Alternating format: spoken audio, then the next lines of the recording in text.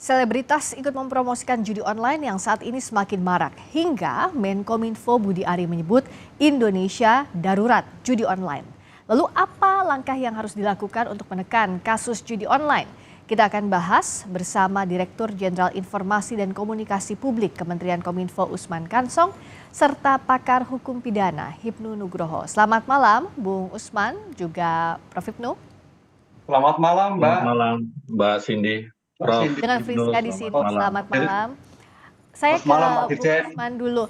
Kalau Menkominfo bilang bahwa kondisinya sekarang darurat judi online. Selama ini apa yang jadi kendala di tingkat pencegahan sampai akhirnya ke status darurat judi online?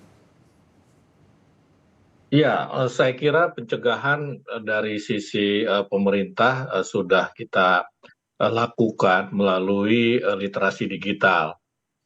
Nah, mungkin di sini ya kita perlu juga partisipasi masyarakat secara luas untuk pencegahan judi online ini, misalnya melalui edukasi. Orang tua mengawasi, mendidik, katakanlah seperti itu anak-anaknya supaya jangan terlibat judi online atau orang sekitarnya, keluarga begitu. Karena kalau kita lihat dari sisi ekonomi ini kan ada supply and demand ya.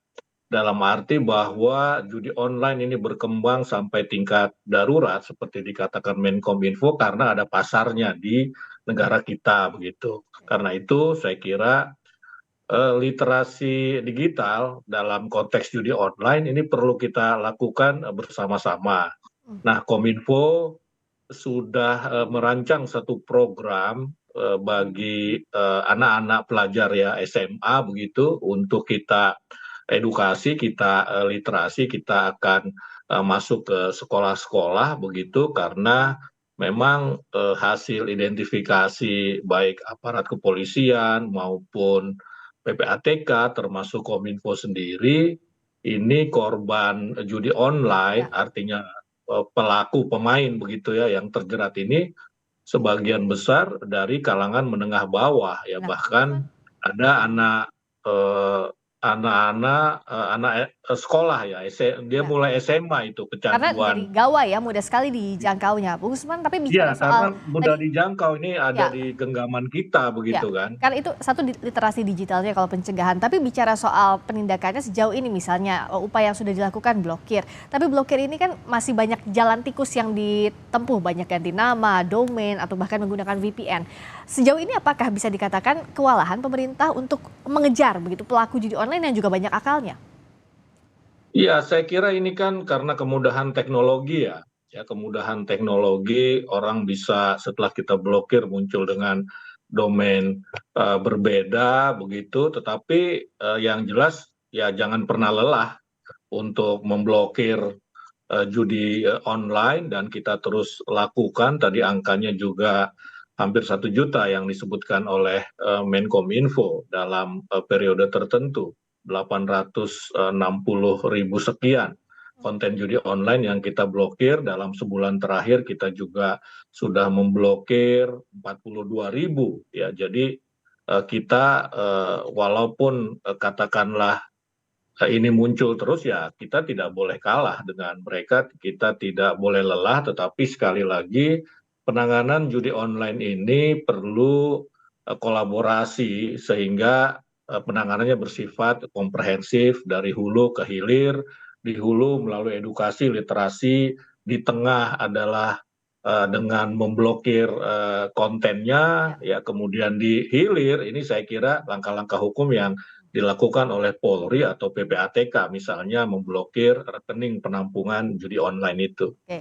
Nah, bicara soal langkah hukumnya, Prof. Hipnu, apakah kita bisa mengejar itu? Payung hukum yang kita punya, regulasi yang kita punya, termasuk sistemnya juga, apakah bisa mengejar cepatnya atau banyaknya juga akal pelaku judi online ini? Terlebih lagi untuk yang jadi korban, juga mereka adiktif gitu ya, terkena adiksi. Ingin terus mencoba judi online di gadget masing-masing, di gawai masing-masing. Bagaimana kalau Prof. Hipnu lihat ini? Sangat bisa, Mbak. Karena judi online itu adalah menggunakan dengan teknologi. Suatu yang berbasis teknologi gampang sekali diungkap dengan digital forensik. Sekarang pertanyaannya, kalau memang keadaan darurat, bagaimana kesiapan Polri untuk betul-betul melakukan suatu tindakan terhadap penangkapan-penangkapan judi online.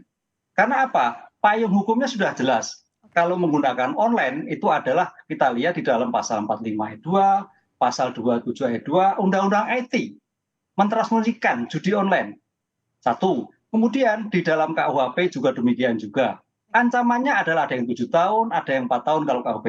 Oleh karena itu kalau perkembangan seperti ini dalam keadaan darurat, saya kira ini suatu yang sangat luar biasa.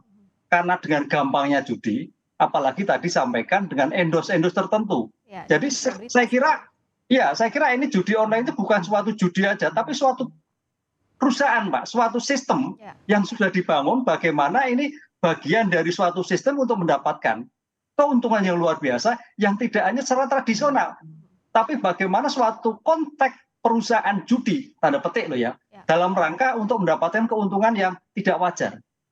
Dalam mendapatkan keuntungan yang berharapan. Ini kan harap-harap, judi itu harap-harap, Pak. Gitu, Pak. Ya, nah penelusurannya seperti apa yang dilakukan? Karena kan ini suatu sistem tadi Prof bilang bahwa payung hukumnya ada, tapi menelusurinya seperti apa? Kalau banyak sekali pihak yang dilibatkan, termasuk endorsement menggunakan selebritas begitu. Mereka ada yang tahu, ada yang tidak tahu bisa jadi soal promosi judi online ini. Satu, Pak Dirjen, Pak Usman sudah ada datanya. Saya kira di sana tinggal menggunakan IT-nya sudah bisa namakan.